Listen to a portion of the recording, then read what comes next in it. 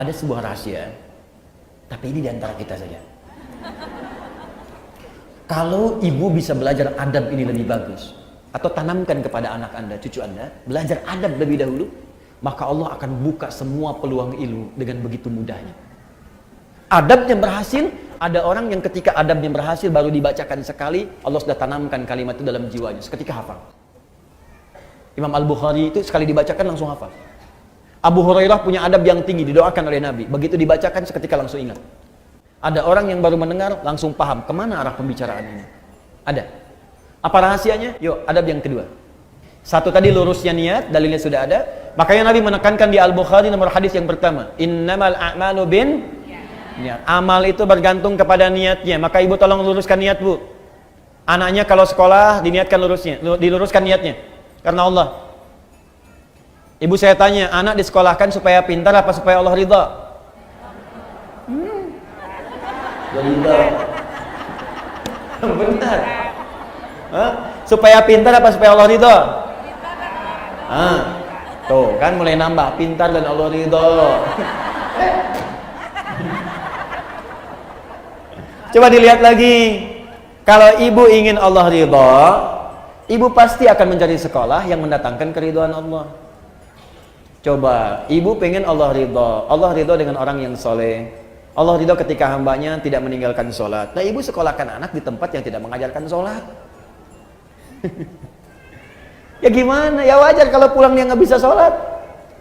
Ya wajar kalau dia pulang ibunya capek teriak-teriak, sholat dulu. Nah, asarnya, mama gimana sih? Tadi barusan duhur, sekarang udah asar lagi. Coba cek.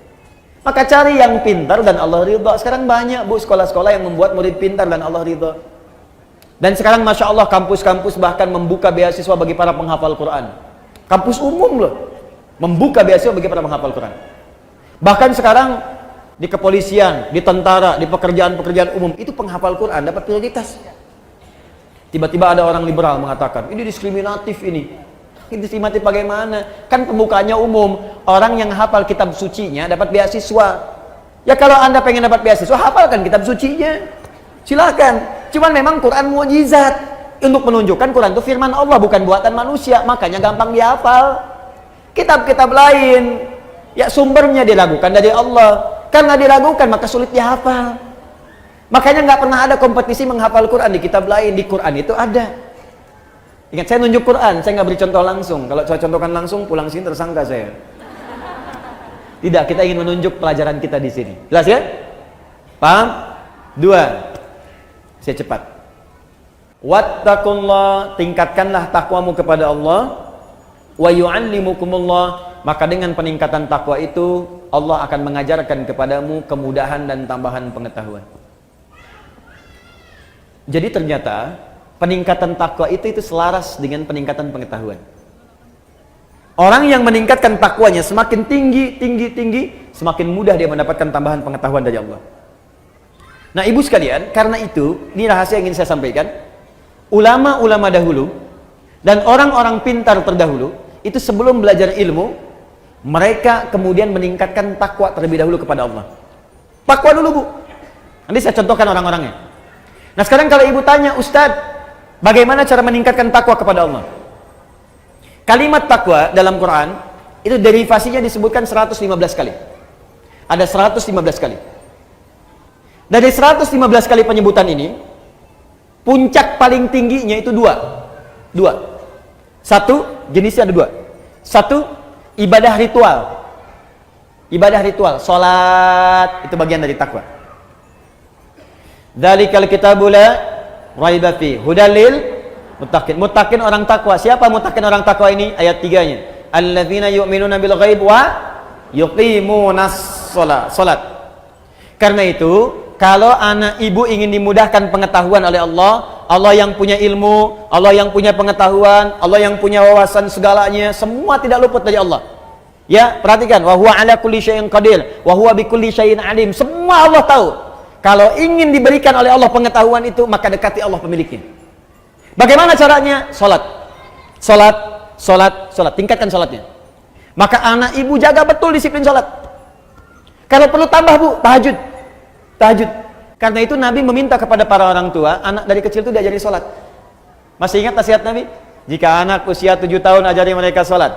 Usia dia 10 tahun menjelang balik tidak mau sholat, maka berikan pelajaran yang membuat dia mengerti. Berikan pelajaran. Kenapa Nabi meminta anak sholat? Karena ada korelasi antara sholat dengan kepintaran seorang anak. Dan kebaikan seorang anak.